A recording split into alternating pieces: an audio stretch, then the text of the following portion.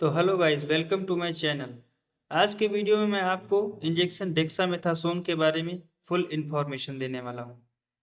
इसके यूजेस, इसके side effect और इसको कहाँ पर यूज कर सकते हैं, आपने जो बुक्स में पढ़ा है और यहाँ पर अपना एक्सपीरियंस के साथ मैं आपको कुछ ऐसी नॉलेज देने वाला हूँ जो कि आपने कभी ना पढ़ा होगा, ना सुना होगा, ना देखा होगा। क्योंकि ये एक ऐसा इंजेक्शन है जिसके बारे में आप बुक में जितना पढ़ते हैं उससे कहीं लाखों गुना ज़्यादा इसके यूज़ और भी जगहों पर होते हैं। और आपको मैं यह भी बताऊंगा कि अगर इंजेक्शन डेक्सामेथासोन रिएक्शन करता है या किसी को इससे हाइपर सेंसिटिविटी होती है तो आप इसको करने के लिए आप कौन सा इंजेक्शन का यूज़ करेंगे। आप में से किसी को भी शायद ये नहीं पता होगा कि अगर इंजेक्शन डेक्सामेथासोन किसी को रिएक्शन करे या हाइपर सेंसिटिविटी हो जाए तो उसके लिए आप क्या यूज़ करते हैं। जनरली तो सभी लोग किसी भी इंजेक्शन के साइड इफेक्ट में एविल और डेक्सा का यूज़ करते हैं, बट अगर एविल और डेक्सा ही रिएक्ट कर जाएं, हाइपर सेंसिटिविटी हो जाए या कुछ साइड इफेक्ट हो जाए तो आप उनको किस तरह से रोक सकते हैं। आपने कभी ना कभी ज़रूर देखा होगा, जिस भी पेशेंट को डेक्सामेथासोन 5 या 10 दिन या 1 हफ्ते से ज़्यादा लगता है तो उसकी पूरी बॉडी में स्वेलिंग आने लगती है। तो ये बॉडी में स्वेलिंग क्यों आती है, और अगर बॉडी में स्वेलिंग आ गई है तो इसे हम कैसे कंट्रोल कर सकते हैं। दो तरह के चीज़ें आपको देखने की मिलेंगी। यहाँ पे आपको दो तरह की चीज़ें देखने को मिलेगी। एक आपने देखा होगा, जो फेशियल सर्जन होते हैं, जो मैक्रोफेशियल सर्जन होते हैं, वो डेक्सामेथासोन को फेशियल स्वेलिंग को कम करने के लिए यूज़ करते हैं। वहीं पर अगर कोई पेशेंट इसी इंजेक्शन को लगातार यूज़ कर ले तो उसके फेस और पैरों में स्वेलिंग आने लगती है और उसके पेट में भी काफ़ी ज़्यादा स्वेलिंग और भरापन आने लगता है। तो एक ही इंजेक्शन है, दो तरह से काम कर रहा है। एक जगह पे काम ये है कि स्वेलिंग कम कर रहा है, दूसरी जगह ये है कि वही इंजेक्शन स्वेलिंग को बढ़ा रहा है। तो इन सब फैक्ट्स के बारे में आज हम आपको फुल इंफॉर्मेशन देने वाले हैं। तो आइए स्टार्ट करते हैं वीडियो को। तो सबसे पहले जानते हैं इंजेक्शन डेक्सामेथासोन का यूज कब और कहाँ करते हैं। तो दोस्तों, इंजेक्शन डेक्सामेथासोन को आपने शायद रिएक्शन को कम करने के लिए या किसी इंजेक्शन से किसी को रिएक्शन या हाइपर सेंसिटिविटी या एलर्जी जैसी कंडीशन को कम करने के लिए आपने इसके यूज के बारे में देखा होगा, आपने सुना भी होगा। तो देखिए, ये एलर्जी को ख़त्म करने के लिए तो यूज़ होता ही है, साथ साथ इसका इंजेक्शन अगर किसी पेशेंट को बहुत ज़्यादा सांस लेने में प्रॉब्लम हो रही है, उसको ब्रोंकाइटिस है या अस्थमा है, या पेशेंट ट्यूबरकुलर है और उसकी सांस बहुत ज़्यादा फूल रही है, तब भी आप इंजेक्शन डेक्सामेथासोन को यूज़ करते हैं। इसकी मैकेनिज्म ये होती है कि जो हमारे लंग्स में एल्वेओलाई होते हैं, इनमें स्वेलिंग की वजह से लंग्स में पूरी तरह से ऑक्सीजन एब्जॉर्ब नहीं हो पाती। डेक्सामेथासोन क्या करता है, उन एल्वेओलाई की जो स्वेलिंग है उसमें उसको कम करता है, जिससे पेशेंट को सांस लेने में काफ़ी आराम मिलती है। अक्सर ये डेरिफाइलिन के साथ यूज किया जाता है, क्योंकि डेरिफाइलिन एक ब्रोंकोडायलेटर है, यानी जो एल्वेओलाई हैं उनकी जो ब्रोंक्यूल्स हैं उनको डायलेट करता है। क्योंकि जब अस्थमा या ब्रोंकाइटिस होती है तो स्वेलिंग की वजह से जो ब्रोंक्यूल्स हैं वो बहुत सिकुड़ जाते हैं, जिनकी वजह से पेशेंट को सांस लेने में प्रॉब्लम होती है। वहीं पर डेक्सामेथासोन और डेरिफाइलिन दोनों काम तो एक ही जगह पे जाके कर रहे हैं, लेकिन वर्क दोनों अलग अलग टाइप से डेक्सामेथासोन करते हैं। जो है वो एल्वेओलाई की स्वेलिंग कम करता है और डेरिफाइलिन ब्रोंकोडायलेटर है, वो ब्रोंक्यूल्स को डायलेट करता है। हालांकि मैं यहाँ पर डेरिफाइलिन के बारे में ज़्यादा डिस्कशन नहीं करूँगा, उसके लिए मैं एक स्पेशल वीडियो, आप कमेंट करके बताएंगे तो मैं और वीडियो एक बना दूंगा जिसमें उसकी फुल डिटेल इंफॉर्मेशन होगी। अभी हम बात करते हैं इंजेक्शन डेक्सामेथासोन की। तो ये तो हो गया पहला यूज। दूसरा यूज इसका है, बॉडी पार्ट में कहीं भी अगर स्वेलिंग होती है तो वहां पर यूज करते हैं। बट स्वेलिंग किस टाइप की है सबसे ज्यादा मैटर ये करता है। किसी भी टाइप की स्वेलिंग में आप डेक्सामेथासोन को यूज नहीं कर सकते हैं। डेक्सामेथासोन सिर्फ और सिर्फ इन्फ्लामेटरी स्वेलिंग जो होती है वहीं पर काम करता है। इन्फ्लामेटरी स्वेलिंग कहाँ पर होती है, उसके भी दो कारण हो सकते हैं, दो रीजन हो सकते हैं। पहला, अगर आपको कहीं पर चोट लगी है। दूसरा, अगर आपको किसी भी चीज से एक पार्टिकुलर एरिया में इन्फेक्शन हो रहा है। इन्फ्लामेशन दोनों में हो सकता है, जब चोट लगती है तब भी इन्फ्लामेशन होता है, और जब किसी चीज का इन्फेक्शन होता है तो वहां पर भी इन्फ्लामेशन और रेडनेस होती है। तो वहां पर भी हम डेक्सामेथासोन इंजेक्शन का यूज करते हैं।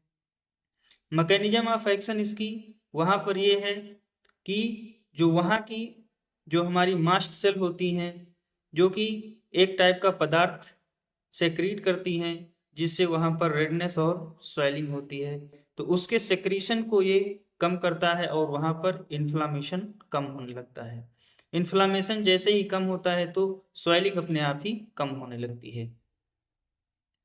अगर किसी को एक्सीडेंट की वजह से फेस पे काफी ज्यादा स्वेलिंग आ गई है, किसी के जबड़े में फ्रैक्चर आ गया है, मैंडिबल बोन फ्रैक्चर है, या कोई भी बोन सपोज, या कोई दांत किसी का टूट गया है और उससे बहुत ज्यादा फेस पे स्वेलिंग है, तो वहां पर भी हम इंजेक्शन डेक्सामेथासोन का यूज करते हैं।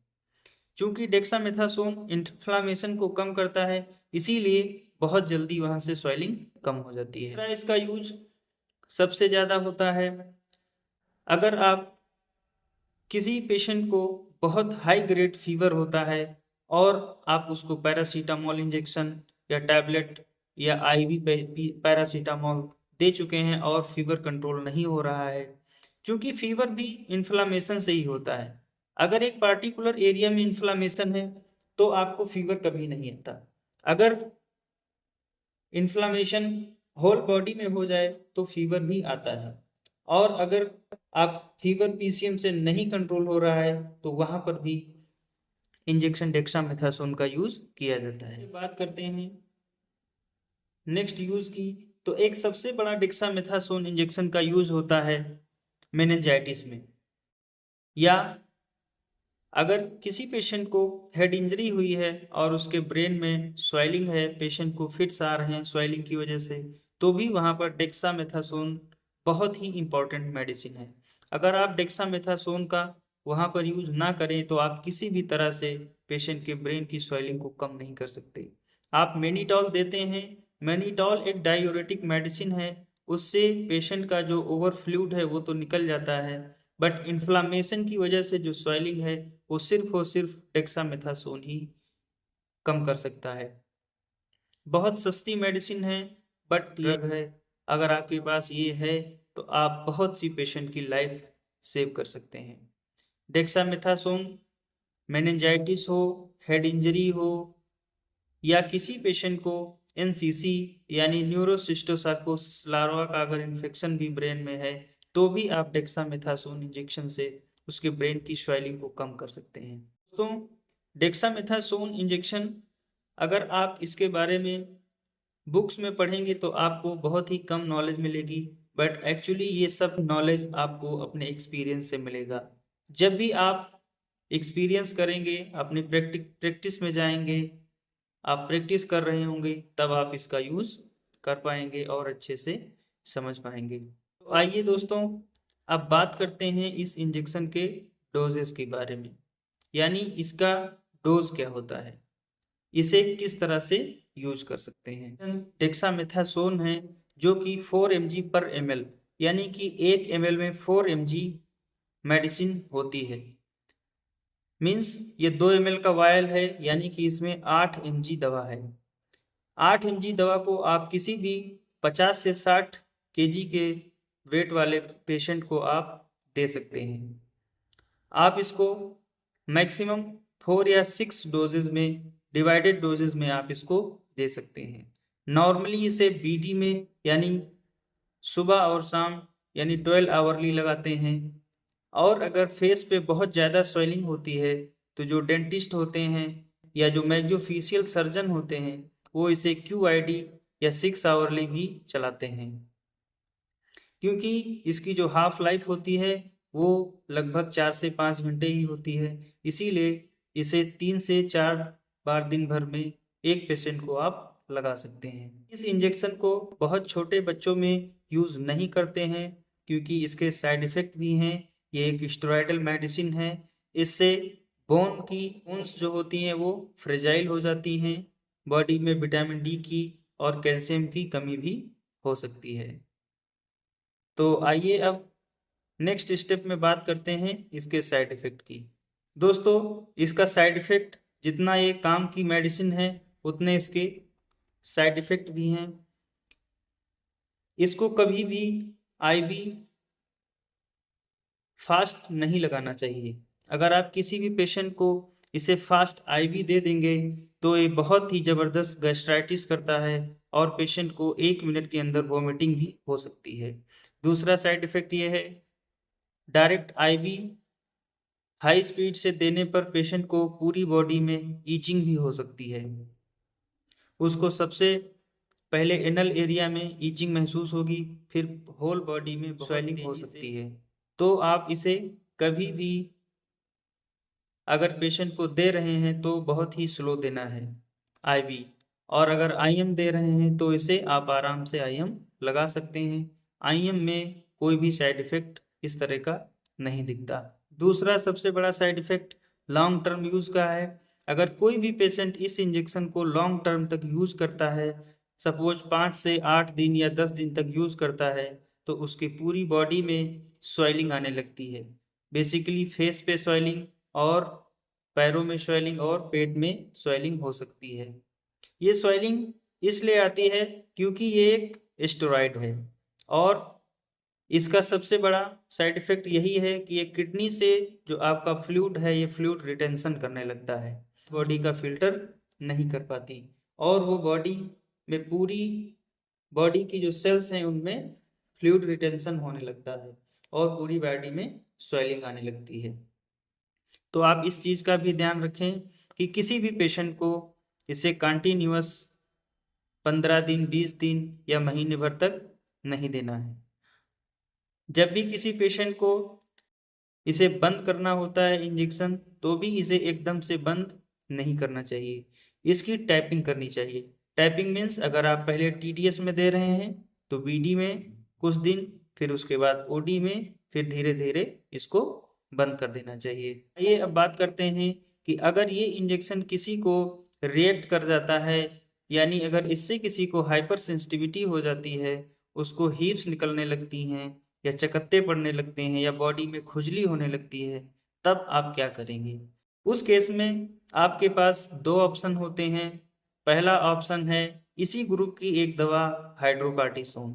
अगर किसी पेशेंट को डेक्सामेथासोन से एलर्जी हो जाती है तो आप वहाँ पर हाइड्रोकार्टिसोन यूज कर सकते हैं। दूसरा ऑप्शन आपके पास एविल है, आप वहाँ पर एविल भी लगा सकते हैं। अगर एविल से भी नहीं कंट्रोल हो रहा है तो आप प्रोमेथाजीन इंजेक्शन का भी यूज कर सकते हैं, जिससे आपकी रिएक्शन बहुत आसानी से कंट्रोल हो जाती है। अगर आप इन दोनों से भी रिएक्शन नहीं कंट्रोल हो रहा है, हाइपर सेंसिटिविटी बढ़ती जा रही है, तो उस केस में इंजेक्शन एड्रेनालिन का भी यूज़ किया जाता है। हालांकि उसका यूज आप इतनी आसानी से ना करें क्योंकि उसके बारे में आपको बहुत अच्छे से नॉलेज होना चाहिए कि कितना यूज़ करना है और किसको देना है और कहाँ पर देना है। अभी तक मैंने जितने इंजेक्शन के नाम लिए हैं, अगर आपको इसी तरह से डिटेल में कोई वीडियो चाहिए इन इंजेक्शंस के बारे में तो आप हमें कमेंट करके ज़रूर बताएं। हम उस पर एक सेपरेट वीडियो बनाएंगे और पूरी नॉलेज आपको देंगे। दोस्तों, यह चैनल सिर्फ और सिर्फ इंफॉर्मेशन पर्पज से है। आप किसी भी मेडिसिन का यूज़ अपने आप से ना करें, बिना डॉक्टर की कंसल्ट किसी भी मेडिसिन को यूज़ ना करें। अगर आप प्रैक्टिशनर हैं, मेडिकल स्टूडेंट हैं, अगर आपकी कोई क्वेरीज हैं, कुछ क्वेश्चंस हैं, कोई डाउट है, तो अपने टीचर से ज़रूर पूछें या आप मुझसे भी कमेंट करके पूछ सकते हैं। Thank you for watching my video.